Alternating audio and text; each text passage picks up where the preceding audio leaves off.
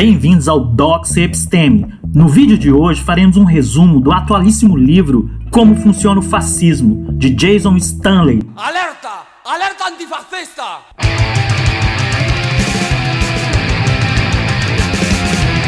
Fogo nos racistas! 4. Irrealidade. A política fascista cria um mundo que guarda pouca semelhança com a realidade compartilhada pelo resto da população. Essa estratégia engloba anteriores, a chamada Era de Ouro, reescrevendo assim toda a história não só da nação, mas do mundo inteiro. A marginalização do pensamento racional e a substituição da relação dialógica pela propaganda que faz com que a população seja guiada unicamente pelos sentimentos e não pela razão. Porque afinal os sentimentos são mais fáceis de manipular do que a razão. Os fatos históricos são substituídos por teorias da conspiração. A própria realidade é posta em dúvida. Nós não podemos concordar com a verdade. A política fascista substitui o debate público fundamental dos fatos por medo e raiva. As teorias conspiratórias são um mecanismo fundamental utilizado para deslegitimar a grande mídia, os adversários políticos, os livros, as universidades e até mesmo a ciência. O autor cita uma das teorias conspiratórias mais famosas do século XX, os Protocolos dos Sábios de Sião, que estava na base da ideologia nazista.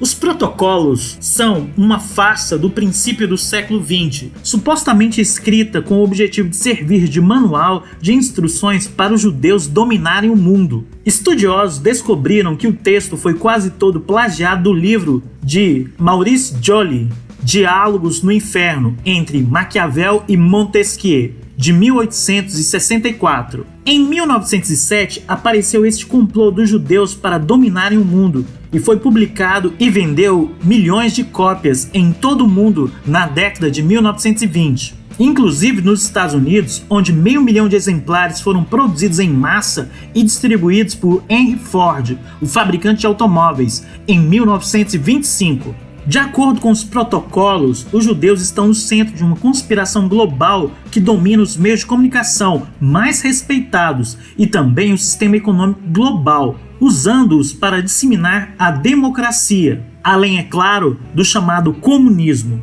Tudo isso são máscaras para ocultar os interesses judaicos. Os líderes nazistas mais proeminentes e influentes, inclusive Hitler e Goebbels, acreditavam piamente que essas teorias da conspiração eram verdadeiras. E o final trágico dessa mentira todos nós sabemos. 5.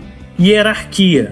O passado mítico não traz apenas a ideia de que determinado país já teve dias de glória, mas que tais dias acabaram por não ter respeitado a hierarquia que vigorava na chamada Era de Ouro. Assim, para Hitler, os arianos se tornaram fracos por terem copulado com outros grupos étnicos, o que na mente do líder nazista era o mesmo que transgredir alguma lei natural. Todos os países fascistas, os homens brancos, héteros, ricos e cristãos estão no topo da hierarquia, e nos últimos as comunidades LGBTIQ+, negros, mulheres ou pessoas que englobam as 3 características acima citadas. De acordo com a ideologia fascista, a natureza impõe hierarquias de poder e dominância, e que a igualdade é algo contrário à natureza. A ideologia fascista, então, aproveita a tendência humana de organizar a sociedade hierarquicamente, para lutar com ferro e fogo contra os princípios de igualdade, que, como já foi dito, seria a negação da lei natural. A lei natural supostamente coloca homens acima de mulheres, brancos acima de negros, héteros acima de gays e membros da nação escolhida do fascismo acima de todos os outros povos. A preservação da hierarquia militar é defendida pela política fascista como a condição sine qua non para a prosperidade do país. 6. Vitimização. Dentro da mentalidade fascista, a perseguição contra determinados grupos não é um ataque, mas uma reação contra uma ofensa que eles cometeram no passado. Se antes era tudo bom, mas o presente é ruim, algo deu errado. A culpa recai justamente nos grupos tidos como estranhos ao corpo social da nação. Curiosamente, no Brasil, muitas pessoas protestam contra o chamado politicamente correto. Muitos reclamam que não podem mais fazer piadas sobre homossexuais, negros, mulheres, entre outros grupos historicamente marginalizados. Parte da população brasileira se vê censurada pelo politicamente correto. Não se nota que vivenciamos um momento no qual antigos privilégios, que de tão velhos são vistos como direitos, estão sendo contestados pelas pessoas que até recentemente não tinham voz. No cerne do fascismo está a lealdade à tribo, a identidade étnica, a religião, a tradição ou, em uma palavra, a nação. 7. Lei e ordem. Esta estratégia está intimamente relacionada à quinta, pois coloca a preservação do status quo como algo de suma importância para que a sociedade seja como era na época áurea. Na verdade, tal estratégia tem como intuito impedir qualquer transformação que coloque em risco o fascismo após este chegar ao poder. O capítulo começa citando um caso que recentemente virou série na Netflix, Olhos que Condenam. Em 1989, 5 adolescentes negros, os Central Park Five, foram presos por estupro coletivo de uma mulher branca no Central Park, em Nova York. Os jornais da época estavam cheios de relatos chocantes de adolescentes negros fora da lei e selvagens que atacavam e estupravam mulheres brancas. Na ocasião, Donald Trump publicou anúncios de página inteira em vários jornais de Nova York, descrevendo-os como malucos desajustados e pedindo a sua execução. Posteriormente, constatou-se não somente que os 5 adolescentes do Central Park eram inocentes, mas que muitos dos envolvidos em sua acusação sabiam disso. Donald Trump chegou à presidência com um apelo para expulsar estrangeiros criminosos. Desde que assumiu o cargo, ele continua perseguindo imigrantes. Tanto ele quanto sua administração alimentam medo em relação aos imigrantes, vinculando-os à criminalidade. Portanto, em defesa de uma suposta lei e ordem, algumas pessoas são apresentadas como naturalmente avessas às normas da sociedade, porque são naturalmente malvadas. 8. Ansiedade sexual. Se o demagogo é o pai da nação, então qualquer ameaça à masculinidade patriarcal, à família tradicional, enfraquece a visão fascista de força. Vocês são da Marcha da Família? Oi? Vocês são da Marcha da Família? Somos da Marcha da Família. Vocês são estudantes? Não. Como? Não. Não? Não, nós não. E a sua faixa? Deixa eu ver sua faixa. Salve o fascismo. Você defende o fascismo? Defende o fascismo. O que é o fascismo? Grava eu não. Quando os papéis masculinos tradicionais, como de provedor familiar, já estão sob a ameaça das forças econômicas, explode a vitimização de cunho sexual.